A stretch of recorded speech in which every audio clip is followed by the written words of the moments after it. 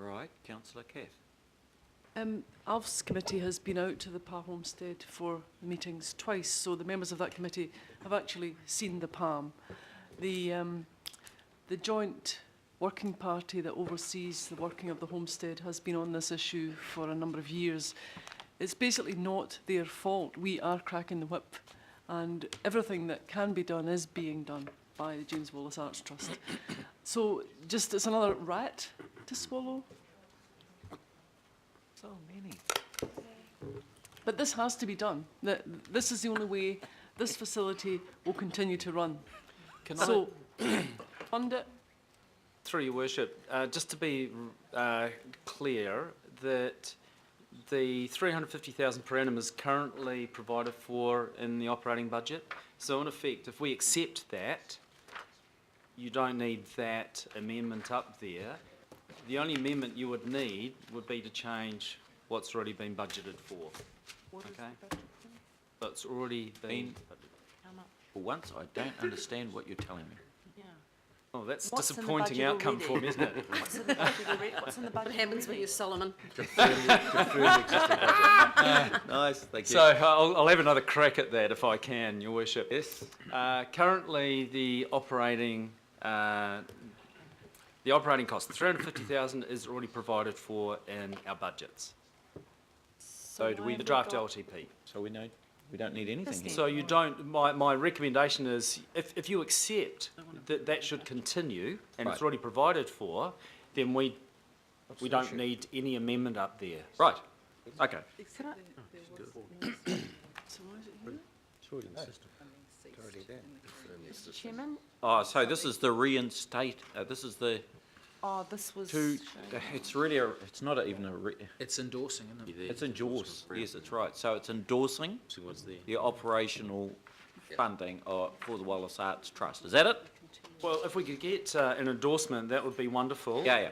But we don't want it time limited. It runs for the 10-year period. No, that's right. Just endorse the operating grant to the Wallace Arts, James Wallace Arts Trust. To continue. Mr. Absolutely. Chairman? Yeah. I would like to say, I mean, I do support the funding of this organisation, but it's not sending a very good message when we've got it in there for 10 years, which basically says we've got a problem that we could actually work through with this tree, but we're saying it's too hard, and we've got an organisation that's really happy to be sustainable, self-sustaining, and we're almost discouraging it.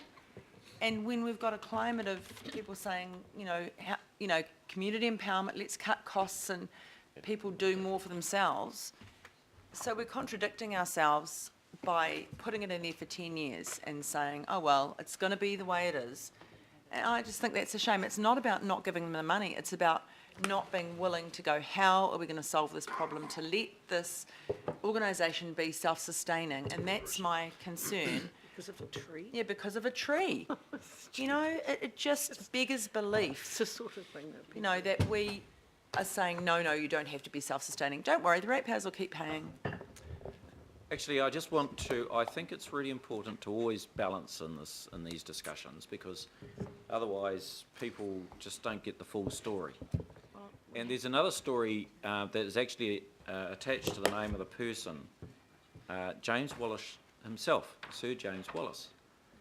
And it's not as if it's a net loss here to the council. I wouldn't put a figure on how much that man actually contributes through philanthropy to our city. And the reason why Pa Road actually got up and going in the first place was his extraordinary personal determination that we should convert that place and make it a brilliant facility, and particularly an arts facility, where he by and large puts his artworks, I think for zilch, I don't think there's a dollar sum on it, and he's given 40 of them to the council building, and he hasn't asked for any money for that either. I mean, and just to keep it in balance, all right, and just take the opportunity to acknowledge the odd person in our city that make extraordinary contributions. And as I say, I don't know how much it is, but I suspect that he's significantly well on the north side of any figure like this on an annual basis in terms of his contribution to the broader arts of Auckland. It would not surprise me. So anyhow, Mr. Chairman, that's not my point, and I it's absolutely not. support this, and I absolutely acknowledge Sir James. Yep. He's done an outstanding job for the arts in this city and country. It's just our approach to a problem that we're not willing to do anything about. We're just going, oh, well. We've got trees that get consents we don't want to cut down, and we've got trees, you know, that we want to cut down and we can't get consents for. It's all up in the air. But anyway, I'm very happy to support the inclusion in the budget. I just think 10 years is a long time giving up on trying to solve a problem. Dean, I really don't think you need to answer that. He doesn't. I'm just making my point. It's Yeah, a that's- debate. It's a debate. So we got- It's not a question. Oh, that's good. Councillor Cam? Well, just, it might be in our documentation, but all this talk of a tree, if they were, there's obviously some numbers floating around, if they This were... is micromanaging, Councillor Cam. No, just clarification, Mr Mayor. If they were to build their function centre, how much income have they projected they could raise? Is it in and around 350,000 or what? Yeah. No, the model that was developed around the marquee and any functions would have at most realised up to 200,000. Okay, So it was never going to fund the full 350. okay. Thank you. I would urge caution in this area, Councillor Cam. I can one's feel another revolution on Remuera Road. I know. No one's voting against know. it, Mr Mayor. I remember the Auckland Theatre Company well. I love the arts. Remuera does. It's core business. Yeah. That's sticking to your knitting, councillor. Stick to your knitting. Okay, Arts. we had enough of this one? All right, well, I'll move it, and it's seconded by Councillor Elf. All those in favour say aye. Aye. Fletcher Casey. Oh, right, sorry, Fletcher Casey, yeah, who the hell? So those two, all those in favour say aye. Aye. It's against, right. Now, the next one that I want to deal with is a proposed budget for emergency housing and homelessness. Now, I've sent you out for further information, just reflecting on the fact that this is an iterative work. Right, this is going to take time to actually fully flesh out, but you will see that there has been a lot of discussion, and we have been building to this point really for 3 or 4 years, probably 3 years too long. Councillor Dick had a question of me as to, okay, so where is the government on this? And that is a good question. It has been an area where the government have sort of struggled to work out where they should be in it. I think the view of the government and the various housing ministers and the Minister of Social Development has been that we should just provide housing, and that people will find a place in housing if we provide enough of them. And I can understand the logic of that. But unfortunately, the truth is, and in talking and spending a lot of time sitting and beside those who are providing emergency housing and working with the homeless, like the City Mission, like LifeWise, Bernardo's, like Monte Cecilia, Salvation Army, you'll see that in the list of people that I've sent out to you. Those that are active on the coalface recognise that there is a 3 to 6 month gap where people are transitioning. They're either going to transition and not move, or they're going to transition out into state rentals or social housing, call it what you like. But that this is an interregnum period, and it's probably particularly the case for those who are working in the area of domestic violence. The refuges that operate pretty much under the radar around our city are really struggling. And so the very best work that we've got would suggest that we're 300 to 500 houses short. Now, the Minister, Minister Paula, and I have been working quite closely on this over the last 6 months in particular. She's got a review going, and it's a review of the homeless and emergency housing situation in Auckland that is due to conclude in June, July this year. But what I would like us to do is to support those organisations, and you'll see in particular there around the area of homelessness, where City Mission and LifeWise are the most active. That one, the biggest call out there is for those doing wraparound work, which is working very closely with those on the street to actually get a sustainable solution to get them off the street. And secondly, the 13 providers under the emergency housing banner, where we would work ourselves with land, but in particular through our processes to assist them in getting emergency housing built. Now, we're not doing the emergency housing, we're not doing the specific actions around homelessness, we're supporting those that can and are providing a catalyst and a conduit to enable it to happen. The one thing that I would say though, after working in and around this area and trying to understand where best, if we were to put resources, and these are not large resources, but they are resources, if we were to put resources, where would we do it to create greatest change? And consistently the advice of those who are active in both these spaces, which are interconnected, is in the area that I'm proposing now. Now, my view to you is this. We have rough sleepers just in the CBD, and you know we've got rough sleepers around the city, generally now. But rough sleepers in the CBD presently are around 150, 200. They've got a pretty good grip on exactly what the numbers are. And my view is that as a city and as a nation, if we don't deal with the numbers that we've presently got, they will get too big to deal with in the years ahead. And you can see it now in our streets. They are evident and there. So for the rough sleepers, there's no short answer. It is hard work for those trying to work them off the street and get them into a safer shelter. It's hard work and it takes time, and therefore the option's not necessarily cheap. And there are a hell of a lot of volunteers in here. So, you know, one or two have been talking about how do we really enable volunteerism, and what I'm proposing here is a way for us in a very limited budget to do that, and to play our role to continue to back the homeless working group that we got and the emergency housing group that we've got, but to also show, aside from strong advocacy leadership, a little bit of good faith, just a bit, right? So I know that there's an argument around the table, oh, Mr. Mayor, you know, really this is government, this is charity, it's someone else, and I get all that. But it's actually our city, and we're the ones that sit right in the middle of the organisations that are doing the responding, and we lead them. We set it up. So, I know this is a difficult question for some of you. And, you know, and I accept that, and I accept, you know, maybe, you know, there will be people who won't support. I accept that too.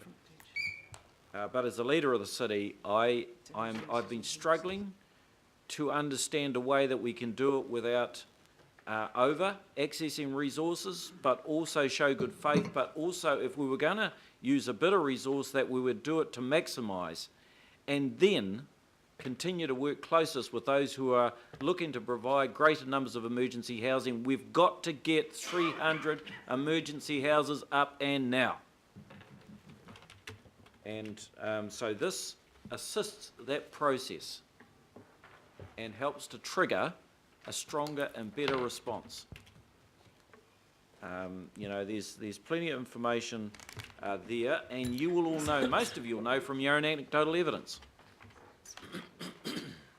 You know, I'd be absolutely happy, I know Councillor Kath would be the same, that we would work together as a collective on the basis that we were to support this, that we would work together to actually deliver a stronger and more comprehensive response from the whole sector. But I tell you, it's under serious pressure, and what this would do in terms of ongoing discussions with government would be to say, hey, look, we've got a little bit of skin in the game here too. It's just not our rhetoric. We're in it too, and we accept that, and we're prepared to put You know, my energy and the energy of those around the table and the local board chairs and the local boards and our organisation as much as we can to deal with a challenging social problem that we are just managing to hold at the moment. But we're not really getting more traction than we could. So team, you know, it's one of those little discussions that really is hugely, it's for the amount that we would look to put up, it is very, very small in our budget. But it is a very, very significant value discussion in our community. So I suspect we'll have, look, I'll ask Councillor Cathy to speak first because she's got the, by and large, leadership of this in the council. I'd really like my colleagues to pay close attention to the second sheet the Mayor's handed out, which is headed up Proposed Additional Homelessness Budget. There's no question that every councillor around this table knows of homeless people in their area. And part of the new funding is to make sure that we have a regional approach to homelessness. The $50,000 that's been in annually in the long-term plan under the old Auckland Council dealt with an outreach service in the city. There is no question there's a call for that service across the region. And this part of the funding will allow the extension of this service that we part fund and an extension of the hours. So when councillors say that they have an issue, now that outreach service can go and make sure the people in your area are getting the services that they need. So look at that piece of paper. It's our homeless action plan is a blueprint for the rest of the country. It's working in partnership with the voluntary agencies and the government. Now, the government has been an absent partner for many years, and every opportunity I get, I've told them so. I think June will be an absolute perfect time to bring Minister Bennett in here to talk turkey about homelessness. We have a target to end rough sleeping in Auckland by 2020. To do that, we need the government sitting beside us. This budget allows more leverage, as the Mayor said. Have a look down that page. So the first one is outreach service, which has been shown to be the best way of dealing with homeless people rough sleeping. The second item is training. Now, I've actually been on several training courses watching as our staff, our council staff, frontline staff get trained. There is a way of approaching the issue of homelessness, and it can be improved. What we'd like to do is extend the training out to the region again, to make sure that the NGOs and our own staff are fully prepared to deal with homeless people in their area. The second one is, this is, 3 and 4, service design. We've had a working group meeting for years, and what that budget line there will do is to address what they consider to be the priority areas. Look at them. Increasing safety, dignity and well-being for people living on our streets. Removing barriers to services, creating better support for people who've moved indoors and developed homemaking skills, and broaden the number of accommodation options. That's all worthy of support. Maori responsiveness, for the first time, a dedicated fund of $10,000. Maori are on our streets. So I hope that that can be one way of reducing their number. And the last one is, homeless people themselves have ideas. And they've given them to us. And that last figure, if you look at it, seed funding for initiatives that homeless have brought to the table. They've been telling us a lot. We know how best to do things. So this budget's not a lot of money in terms of our capital budget, our operational budget, but for homelessness, this is a landslide from $50,000 a year to the next 3 years to provide this, to really implement our homeless action plan. So I thank the Mayor for this. It was one of the better things in the budget, and I hope it has the unanimous support of all the councillors in this room, because we can end homelessness. We can. We can end rough sleeping by 2020, and we can bring down the homeless numbers throughout our region. Thank you.